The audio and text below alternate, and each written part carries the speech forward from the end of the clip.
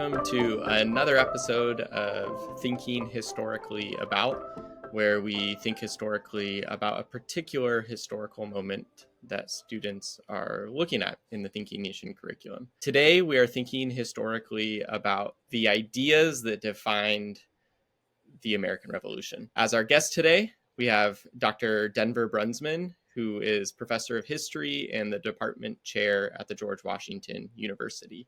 Dr. Brunsman, thank you so much for joining us. Yeah, it's great to be here. Thanks for inviting me. I had the fortunate opportunity to take a class with you in a master's program on the American Revolution and seeing your expertise on the early American Republic and the American Revolution. And I'm curious why this topic, why this era, what drew you to this particular era of history?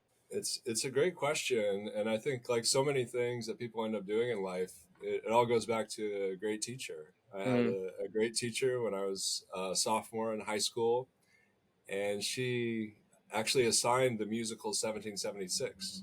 This was an English class, not history, but we read 1776. We watched the movie version.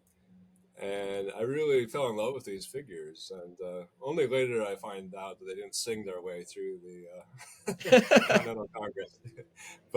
but so I'm dating myself in the age of Hamilton, which even Hamilton is getting a little bit old now. But this was a real spark for me, and so I carried that with me into college, and I had the opportunity to study at Oxford University for a year during college, and that was a really special experience. And I did a tutorial. You work one-on-one with the professors there. I did a tutorial on the American Revolution, and I realized after a couple of weeks, it seemed to be very slanted. It seemed to be very much the British version of events. And of course it was, because I was in Britain, and only later did I find out my transcript. It said, instead of the American Revolution, it said the American Rebellion. That's what they refer to the event as. And so, from there, of course, on to graduate school, and now it's my job, which is great to think about this big event, these big ideas that you have in this lesson plan. And I'm curious to expand on that a little bit more.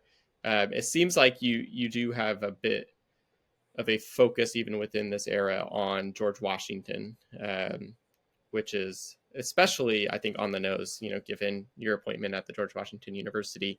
I'm just curious, it was that kind of happenstance, and then it just kind of built on that, or as was there a drive to understand the first president a little bit more? What brought you there? Yeah. So Washington is so central to early American history, and when I was developing courses at the college level, he covered the three main areas that I was teaching about. So he's around and is very important at the height of the British Empire in North America. Of course, he fights in the 7 Years' War, or the French and Indian War. He really starts the war. And then, of course, he's central to the American Revolution, the Revolutionary War, and then also the early Republic, the early national period. He really helps to launch that. So I think I kept coming back to Washington because he was so important. And then once I began to teach in Washington, D.C.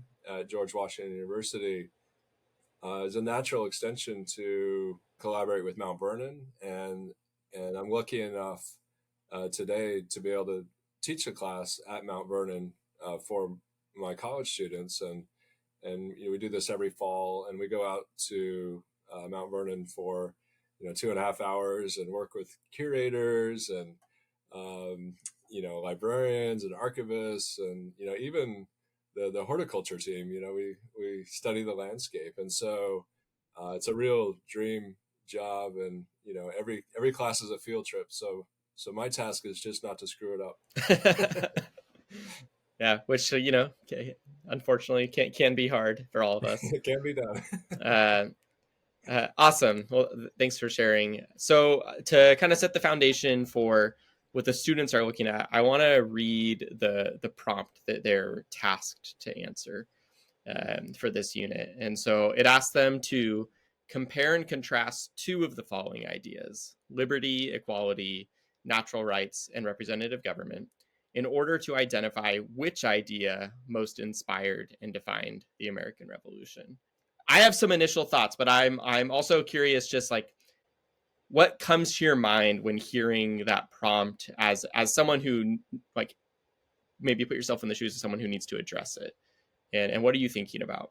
Yeah, well, I think first of all, I think you can't go wrong, really. I think a student can pick any one of these, and I like the idea of comparing them, of showing what some of these concepts have in common, but then also thinking about how they're slightly different. And if I was to do this essay, if I wrote about this, I really like liberty and representative government. Mm-hmm.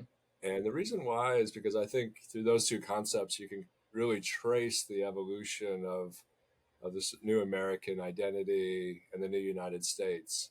Liberty, a lot of Americans today don't realize this, but liberty was very much associated with the British Empire. The American colonists, thought that they were the freest people in the world until they didn't think that, right? When the when the British state began to pass all kinds of different acts and regulations against them in the 1760s and 1770s.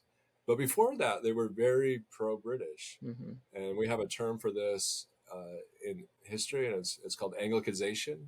It's a kind of a long word. It's kind of hard to say, but it has an important meaning, and it means that the American colonists thought of themselves as very British. And again, this is goes kind of against what we sometimes think. Yeah. And so, in terms of liberty, they thought about their personal liberty, their right to property was very important to them.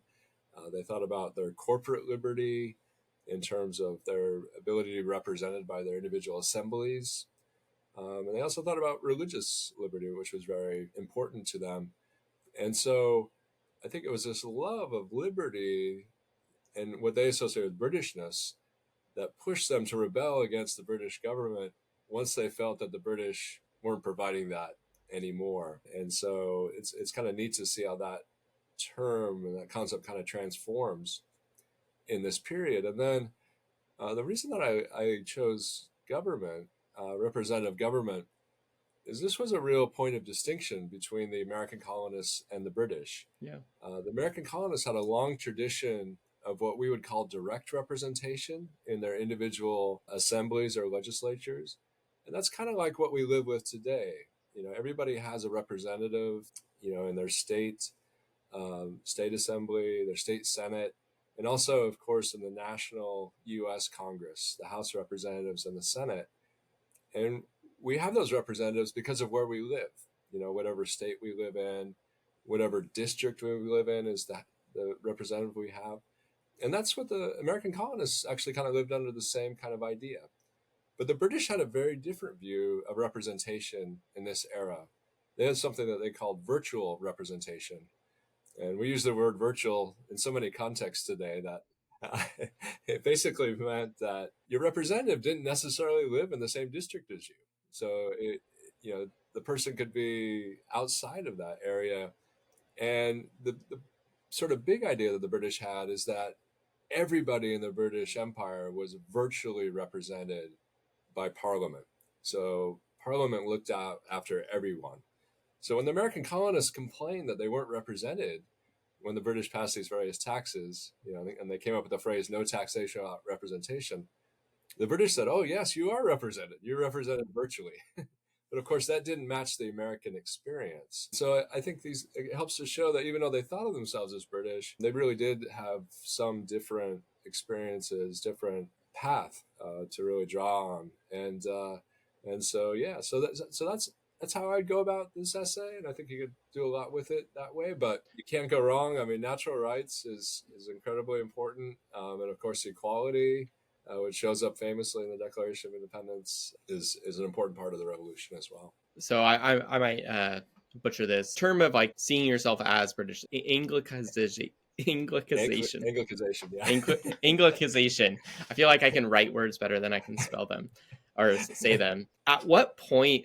So, like, I mean, to me, liberty is interesting as a term because in this Anglicization of British North America, then turning into we're American, and like you have, I think like a very visceral example is Ben Franklin dressing up as an American when he goes on behalf of the colonies to France. So you have this like British conception of liberty, and that conception of liberty is almost the catalyst for breaking away and seeking liberty from Great Britain.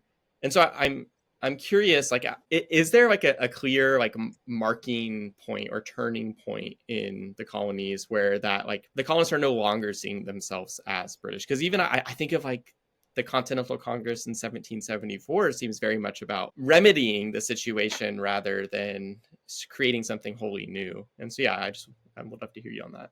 Yeah, no, it's a great question. I think this is another common misconception just in the American public, and that's why it's so important to have good teachers and good education tools like you're providing. And that is that the revolution was very slow to come about. The American revolutionaries were quite reluctant, and that goes back to their Britishness, their British identity. And it's actually something that the musical 1776 captures quite well. The whole drama of the musical is, will they or won't they declare their independence? And it takes them so long to do it. And so when we think about it, the imperial crisis with Britain really starts in 1763 at the close of the Seven Years' War, also known as the French and Indian War, when Britain begins to really tighten their regulations of the American colonies. So it takes another, more than a dozen years before the Americans declare independence. And so I'm often asked this, and I don't think that, there's not a single cause. I don't think you can say it's just the Stamp Act or it's just the Tea Act, the Proclamation of 1763. I think it's the combination of all those things. And the common idea is self-determination or sovereignty or control, basically, to put it in a real basic way. The Americans wanted control over their own affairs. And then finally, you get the war, of course, in the spring of 1775. Mm-hmm. And it doesn't make sense to us. It almost seems counterintuitive. It seems like they would declare independence and then fight the war. But the war started before independence. And this is often, I think, kind of, missed. And because it starts before independence, I think it's the point, you ask, what's the point of kind of no return? I think the point, once the king is starting to make war on the colonists, I think that's when they really begin to move towards independence and a more American identity. Because the whole point of being in the empire was to be protected by the king. That was the deal. If you were a subject of the crown, you had loyalty to the crown, and in return, the king was supposed to protect you. So once the king is no longer protecting you, but actually making war against you, I think that was the breaking point. Yeah, and it is such an interesting order of events: war first and independence second. All right, and so I do want to dwell a little bit on equality as well, and then maybe like we can talk about similarities and differences. So, I remember the first time I ever went through the National Museum of African American History and Culture in DC, and you like arrive at the Declaration of Independence, and Jefferson is standing, I'll paint the visual as best I can, standing on this like brick podium, but on each brick is the name or names of people that Jefferson enslaved. I forget the title of that exhibit, but something along the lines of like the paradox of liberty and equality. Or Yeah, it's very powerful. It's an amazing exhibit. Yeah. I guess I'm curious, because I see such a through line in the justifications for independence being equality. And then yet, we have a foundation for a society built on inequality and to be even more specific on slavery. And so what role does equality play? And maybe like you can help us understand, because I don't want to also employ presentism in this, and I want to be thoughtful. But like, how does Jefferson and how do Washington see equality at this time? And then maybe we can even bring in someone like Prince Hall in Massachusetts, who kind of names this equality, but in effort to abolish slavery. I just wonder if you would help us kind of understand that complexity. Yeah. Well, this is the American paradox, and this is something I think we all have to grapple with as American citizens and as students of American history. And so there's a couple of things. I think when Jefferson and Washington and Hamilton, all these figures that we refer to collectively as the founders or the founding fathers, they're all part of this age of enlightenment. And so on the one hand, the idea of equality is kind of an abstract thing for them. I think they recognized that slavery was wrong and that not everyone was treated equally in this colonial society. So there's that. The other thing that I think, just to put it in the historical context, at the time, not all adult white men were treated as equals in British society. That was a very hierarchical society, that people were born, with titles. People could be earls and dukes and viscounts and lords and all these different things, whereas other people could never, become aristocrats and certainly not kings or queens. So one thing the American Revolution did is that it, abolished those hereditary titles of nobility. And so it did create a level playing field for white men. And then so I think much of the story, the rest of the story of American history, is the broadening of that opportunity and the broadening of the term equality to make it actually equal, closer to being like fully equal for not just white men, but for all groups. And you can kind of trace that, of course, through our different constitutional amendments. Yeah, and I'll quickly plug students. If you're continuing in these resources, you might come across a unit called Freedom in American History, which kind of looks at that trajectory over time and that definition and how freedom expanded. So, what do you? I mean, if you could pinpoint it, relatively clearly, what do these ideas have in common? Like, how do they relate to one another? Because I think so often it's easy for us to find how things are different, and the struggle is in seeing the connection between these ideas. This is great. Yeah. So I think that, again, we kind of have to place ourselves in a different time. That's the fun thing about history. You kind of have to transport yourself back. And this was the age of enlightenment. Just to kind of think about what that meant, it meant thinking with reason, having reasoned thought. And, it kind of began with science. We think about the scientific method and a very kind of ordered way of thinking. And then over time, that becomes applied to different areas of life, including politics. And so part of the sort of philosophy of that time was thinking about, what rights do individuals have? What, as being on this earth as a person, what are we owed, or what do we get? And you can start at the very base of that with this concept of natural rights. And so this is one of the philosophies from this enlightened age. And the idea is that all humans have just inherent rights. The way that it's often phrased, and especially in the Anglo-American tradition, is the right to life, liberty, and property. That those are the rights. And of course, in the Declaration of Independence, Jefferson substitutes property for the pursuit of happiness, which is Another can of worms that I feel like we could open. very poetic. But we could probably do a whole show about that, about what that means. But so I think each of these concepts go back to the really trying to define in different ways what, how the individual, what type of rights that person has, what type of liberties they have within society. And so the equality one, like I said, I think in this era of the American Revolution, one thing that, adult white men didn't have going into the revolution was social equality.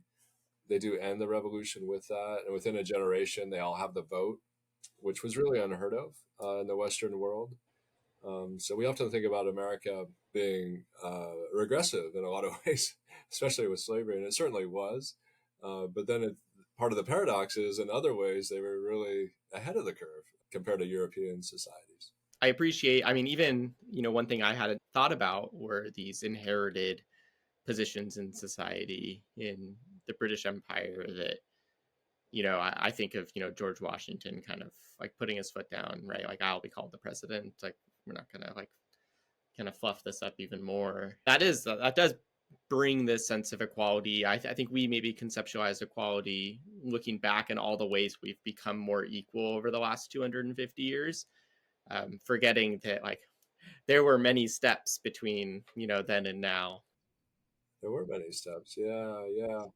It makes sense that we're demanding of the revolution. I think we sometimes expect more from these figures because we know that they knew better. They knew that slavery was wrong. They say that. I'm not putting words in their mouth. You can find the American founders saying that. And if they knew it was wrong, then why did they do it? And of course, that's very complicated, and it gets related to their economic situation and all kinds of things. But yes, I think it's kind of a balance maybe to appreciate what they accomplished and that it really was a huge step for the time, but also recognize that it was incomplete. That the terms in this unit are really powerful. They weren't necessarily extended, especially equality wasn't extended to all people. Yeah, it is that I suppose that like if our thinking about it is not incredibly complex, we're probably not thinking about it hard enough, because there's layer upon layer. Yeah. It's more complicated than that. Yeah. And you can almost say that about everything. It's more complicated. Yeah, I mean, honestly, I want people to say that about me. Like, he's more complicated than what you just see. Like I'm a human being. I'm complex.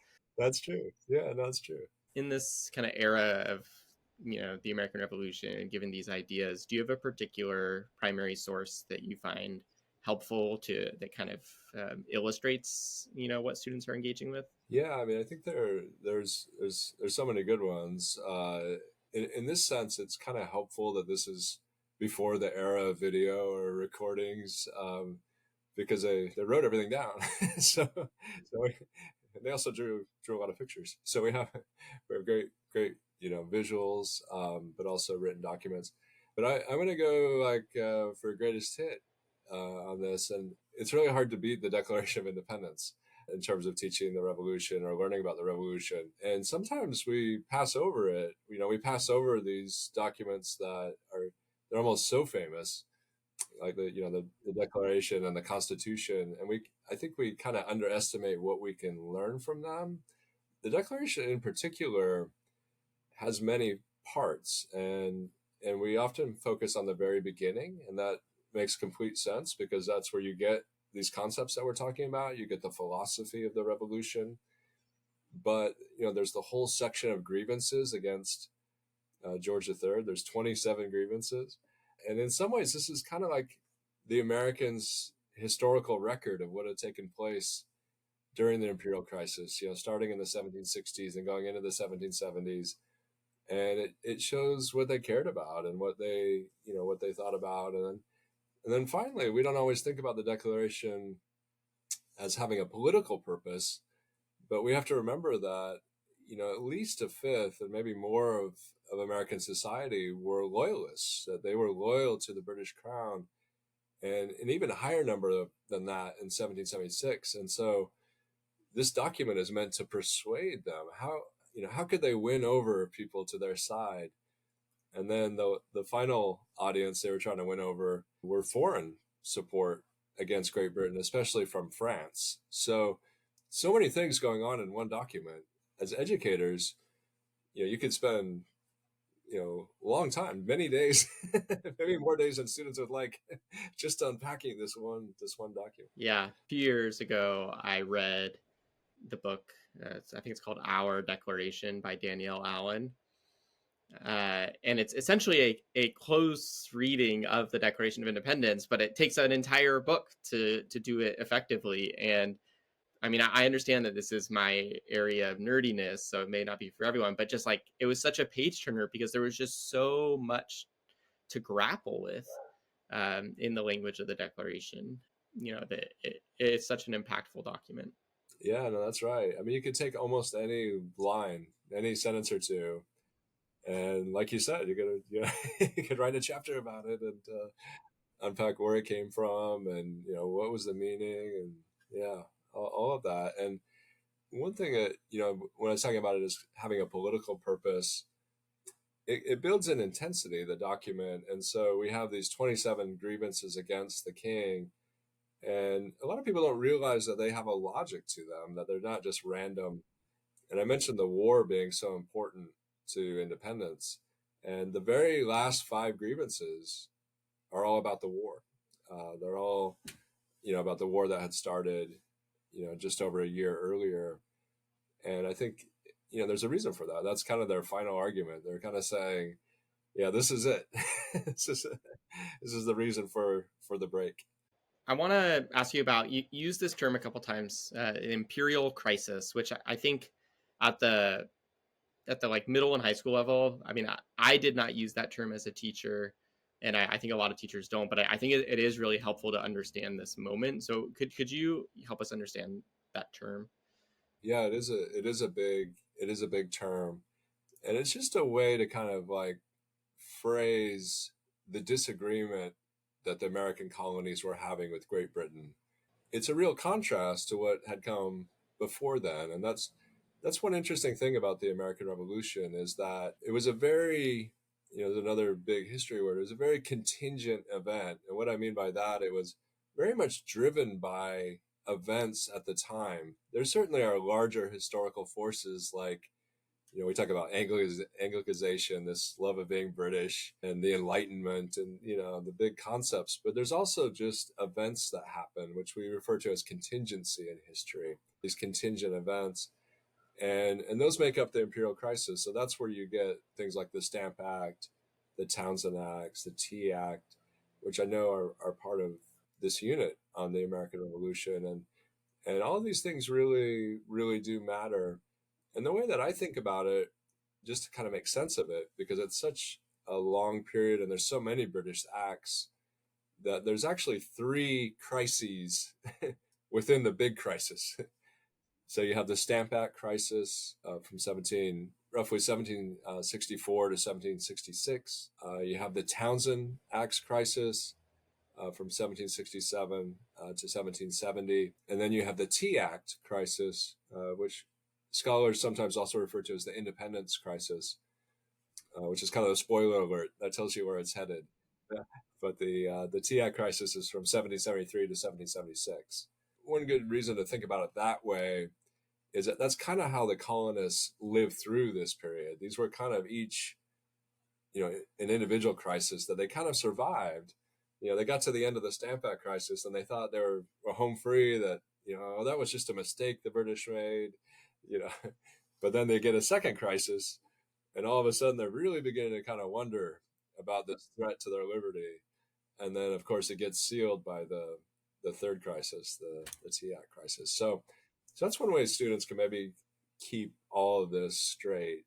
Yeah, that's really helpful. There is quite a bit of breadth to this unit, right? There's a lot of different angles that students can look at, the same document. But I'm curious if there's a perspective or a document or an idea that students maybe don't engage with here that you're often considering when you're looking at the American Revolution. That's a really good question, and there are so many dimensions to the revolution, and we've talked some about slavery, and I think a really important document, a very important event that happens that is sometimes missed, is in the fall of 1775. There's a proclamation made by the governor of Virginia, and the document that we've referred to it as Dunmore's Proclamation.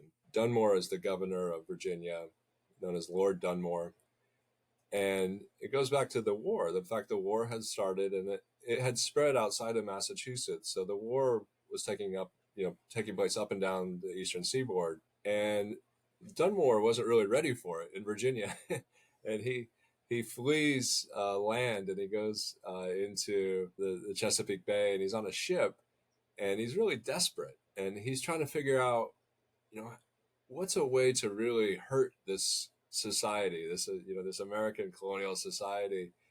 And what he decides is that by offering freedom to enslaved African Americans, that's the way to really get at these, Mm-hmm. very rich planters. So that's what he did, and he said anyone who runs to the British side, any enslaved person who runs to the British side, will have their freedom. And he was not a great humanitarian. Yeah. He didn't really care about the lives of enslaved people. He was really just trying to do something that would tactically help the British. And in that sense, it really kind of ended up backfiring because these slaveholders who weren't sure whether to support the British or the Americans all of a sudden say, oh my gosh, the British are going to take away slavery, possibly. We better support the American side. And this actually, to go back to the Declaration, this actually makes it into the Declaration. The very last grievance, the 27th grievance, it says, he has excited domestic insurrections amongst us. And what Jefferson and the committee that wrote the Declaration, what they're referring to there is actually Dunmore's proclamation and offering freedom to enslaved people. And so this offer gets renewed throughout the war. And so, we said it's more complicated than that. So this is where the American Revolution becomes pretty complicated because everybody loves liberty. People just have different ideas about how to attain it. The loyalists love liberty. Of course, people that were stuck in slavery very much loved liberty. And so for an enslaved person, it would have made more sense for them to try to escape and join the British at this time than to be on the American side. And so that one document, Dunmore's proclamation, I think helps to illustrate that. Yeah, and really complicates equality. It's not just good guys versus bad guys. Yeah, there's so many layers. I mean, honestly, Dunmore's proclamation only, I think, breeds more questions about the trajectory that was put in place from the American Revolution. But maybe that can be for another time. Yeah, and to the extent you get into the unit on the Civil War or something, it's kind of interesting to compare it with the Emancipation Proclamation from Lincoln. And of course, Lincoln did care about ending slavery and enslaved people, but he was in a position where he couldn't just free everyone. So he just frees the enslaved people controlled by the Confederacy at the time. So Dunmore's kind of doing the same thing. He's not offering freedom to enslaved people owned by loyalists. He's saying those people on rebel plantations, if you come to our side. So it's interesting parallels that happen in history. Oh wow, yeah, I didn't even think of that parallel. That's fascinating. To kind of end things before I go down too many rabbit trails, in your teaching of the American Revolution, what's a goal you have for your students? Like, what do you want students to walk away with?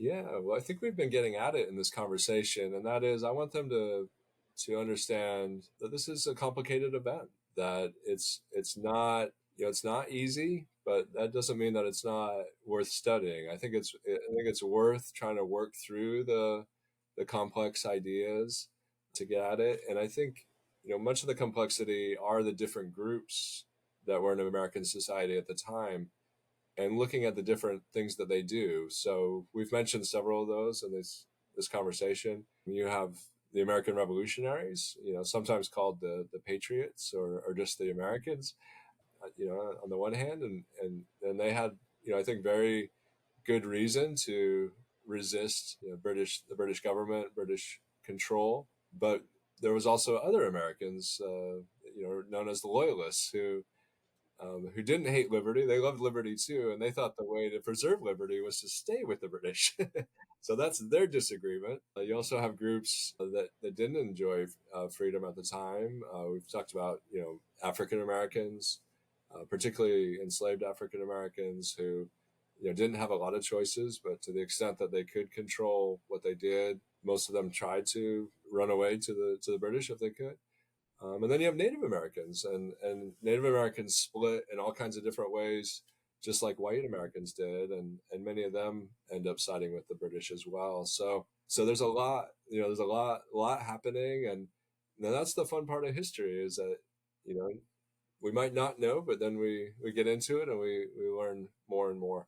Yeah, and what I love about just kind of privileging the complexity of the event is I think it healthily takes away some of the potentially mythological origin story kind of components of the United States without discounting the incredible feat that occurred and the strength of and fortitude of the founders and the thoughtfulness, like those can all be true, and maybe it's not as like streamlined of a myth. Yeah, I think it's exactly right. I think a lot of students will appreciate this, and teachers as well. Exactly what you said. I think you tend to appreciate things like the revolution, the American founding, more when you see it within the complexity. That it wasn't super easy. It wasn't an easy call. You know, if you lived in that society, what you might do, it was tough. There was a lot of tough things happening. So I think that's absolutely right. And someone like George Washington, if we treat him, you know, almost like a godlike figure, you know, that's not very useful for us as humans. You know, we can't we can't attain such heights, right? But if we recognize that he made a lot of mistakes along the way, that you know he didn't do everything perfect, yet there were a number of things he did do well that we can appreciate. You know, then I think that makes him a more realistic model in certain respects for us. Yeah. Well, Dr. Denver Brunsman, thank you so much for thinking historically about the American Revolution with us. Absolutely. Thank you. It's been a lot of fun.